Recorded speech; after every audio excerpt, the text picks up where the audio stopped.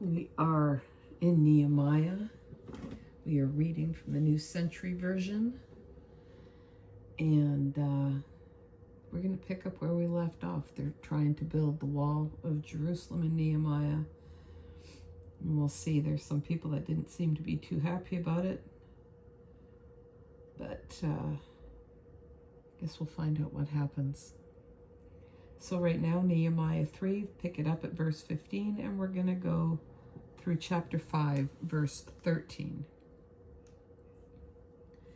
Shallun, son of Kolhoza, and the ruler of the district of Mizpah, repaired the fountain gate. He rebuilt it, put a roof over it, and set its doors, bolts, bars in place. He also repaired the wall of the pool of Siloam, next to the king's garden, all the way to the steps that went down from the older part of the city. Next to Shallun was Nehemiah, son of Azbuk, the ruler of half of the district of Beth-zur. He made repairs opposite the tombs of David and as far as the man-made pool and the house of the heroes.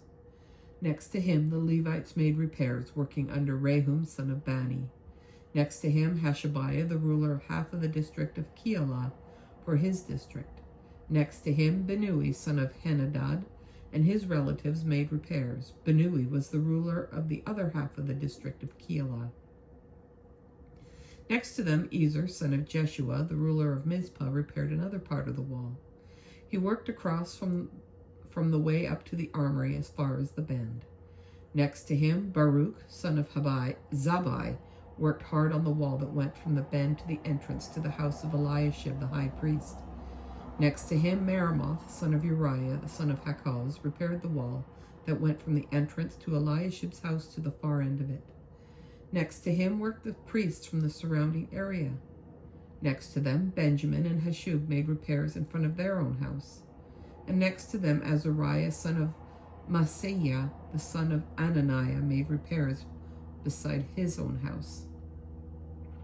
Up there, the walls by your house, might as well, right?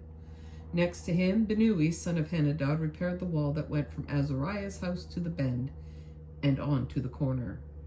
Palal, son of Uzai, worked across from the bend and by the tower on the upper palace, which is near the courtyard of the king's guard.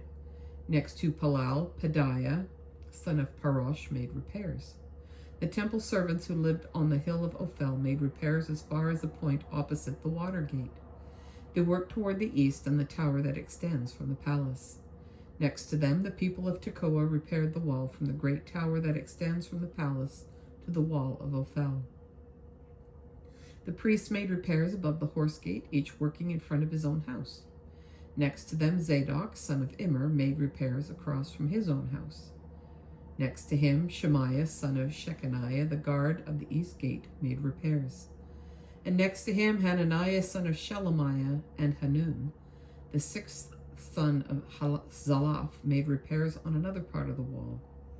Next to them, Meshullam, son of Berechiah, made repairs across from where he lived.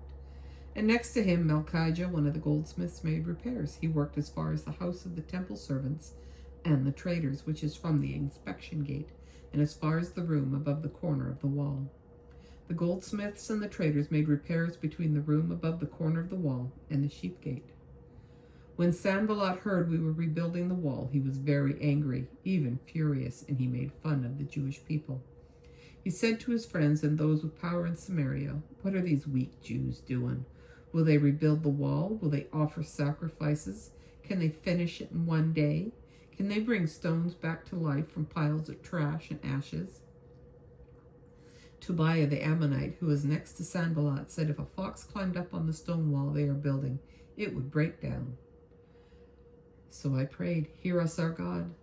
We are hated. Turn the insults of Sanballat and Tobiah back on their own heads. Let them be captured and stolen like valuables. Do not hide their guilt or take away their sins so that you can't see them, because they have insulted the builders." So we rebuilt the wall to half its height because the people were willing to work. But Sanballat, Tobiah, the Arabs, the Ammonites, and the people from Ashdod were very angry when they heard that the repairs to Jerusalem's walls were continuing, and that the holes in the walls were being closed. So they all made plans to come to Jerusalem and fight and stir up trouble. But we prayed to our God and appointed guards to watch for them day and night. The people of Judah said, the workers are getting tired. There's so much trash, we cannot build the wall. And our enemies said, the Jews won't know or see anything until we come among them and kill them and stop the work. Then the Jewish people who lived near our enemies came and told us 10 times, everywhere you turn, the enemy will attack us. So I put the people behind the lowest places along the wall, the open places, and I put families together with their swords, spears, and bows. Then I looked around and stood up and said to the important men, the leaders, and the rest of the people, don't be afraid of them. Remember the Lord, who is great and powerful. Fight for your brothers, your sons and daughters, your wives, and your homes. Then our enemies heard that we knew about their plans and that God had ruined their plans. So we all went back to the wall, each to his own work. From that day on, half my people worked on the wall, and the other half was ready with spears, shields, bows, and armor. The officers stood in the back of the people of Judah who were building the wall. Those who carried materials did their work with one hand and carried a weapon with the other. Each builder wore his sword at its side as he worked. The man who blew the trumpet to warn the people stayed next to me.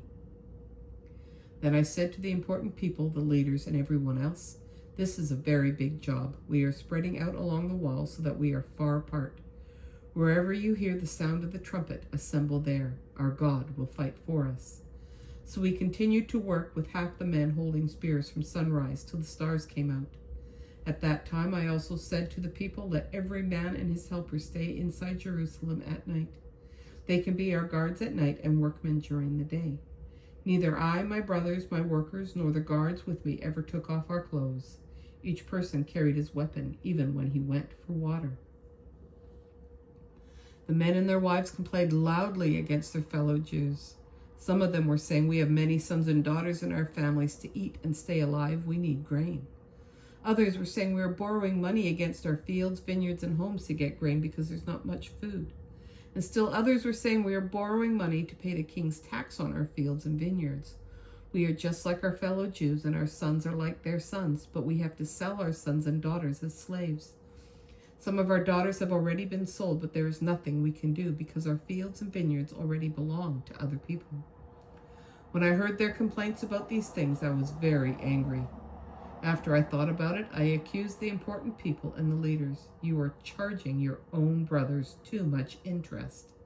So I called a large meeting to deal with them, and I said to them, as much as possible, we have bought freedom for our fellow Jews who have been sold to foreigners, and now you are selling your fellow Jews to us? The leaders were quiet and had nothing to say. Yeah, I bet they didn't. Then I said, what you are doing is not right. Don't you fear God? Don't let our foreign enemies shame us. I, my brothers, and my men are also lending money and grain to the people, but stop charging them so much for this. Give back their fields, vineyards, olive trees, and houses right now. Also give back the extra amount you charged, the 100th part of the money, grain, new wine, and oil. They said, we will give it back and not demand anything more from them. We will do as you say. Then I called for the priests, and I made the important people and leaders take an oath to do what they said. Also, I shook out the folds of my robe and said, in this way may God shake out everyone who does not keep his promise. May God shake him out of his house and out of the things that are his. Let that person be shaken out and emptied. Then the whole group said, Amen, and they praised the Lord. So the people did what they had promised. Okay, Corinthians. Chapter 7, we'll pick up where we left off at verse 25. And we're going to finish it. Now I write about people who are not married. I have no command from the Lord about this. I give my opinion. But I can be trusted because the Lord has shown me mercy. The present time is a time of trouble, so I think it good for you to stay the way you are. If you have a wife, do not try to become free of her. And if you are not married, do not try and find a wife. But if you decide to marry, you have not sinned. And if a girl who has never married decides to marry, she has not sinned. But those who marry will have trouble in this life, and I want you to be free from trouble. Brothers and sisters, this is what I mean. We do not have much time left. So starting now, those who have wives should live as if they had no wives. Those who are crying should live as if they were not crying, and those who are happy should live as if they were not happy. Those who buy things should live as if they own nothing, and those who use the things of this world should live as if they were not using them, because this world in its present form will soon be gone. I want you to be free from worry. A man who is not married is busy with the Lord's work, trying to please the Lord. But a man who is married is busy with the things of this world, trying to please his wife. He must think about two things, pleasing his wife and pleasing the Lord. A woman who is not married or a girl who is never married is busy with the Lord's work. She wants to be holy in body and spirit, but a married woman is busy with the things of the world as to how she can please her husband. I am saying this to help you, not to limit you, but I want you to live in the right way, to give yourselves fully to the Lord without concern for other things. If a man thinks he is not doing the right thing with the girl he is engaged to, if she is almost past the best age to marry and he feels he should marry her, he should do what he wants. They should get married. It is no sin. But if a man is sure in his mind that there is no need for marriage and has his own desires under control and has decided not to marry the one to whom he is engaged, he is doing the right thing. So the man who marries his girl does right, but the man who does not marry will do better. A woman must stay with her husband as long as he lives. But if her husband dies, she is free to marry any man she wants, but she must marry another believer. The woman is happier if she does not marry again. This is my opinion, but I believe I also have God's Spirit. All right, Psalms 32. The whole thing. Happy is the person whose sins are forgiven, whose wrongs are pardoned. Happy is the person whom the Lord does not consider guilty and in whom there is nothing false. When I kept things to myself, I felt weak deep inside me. I moaned all day long. Day and night you punished me. My strength was gone as in the summer heat. Then I confessed my sins to you and didn't hide my guilt. I said, I will confess my sins to the Lord, and you forgave my guilt. For this reason, all who obey you should pray to you while they still can. When troubles rise like a flood, they will not reach them. You are my hiding place. You protect me from my troubles and fill me with songs of salvation. The Lord says, I will make you wise and show you where to go. I will guide you and watch over you. So don't be like a horse or donkey that doesn't understand. They must be led with bits and reins, or they will not come near you. Wicked people have many troubles, but the Lord's love surrounds those who trust him. Good people rejoice and be happy in the Lord. Sing, all you whose hearts are right. Now, Proverbs 21, verses 5 through 7. The plans of hardworking people earn a profit, but those who act too quickly become poor. Wealth that comes from telling lies vanishes like a mist and leads to death. And the violence of the wicked will destroy them because they refuse to do what is right. And that is our reading for August 12th, 2025. Thanks for joining me. I hope you have an awesome day, and we will catch you on the next one. Until then, bye for now.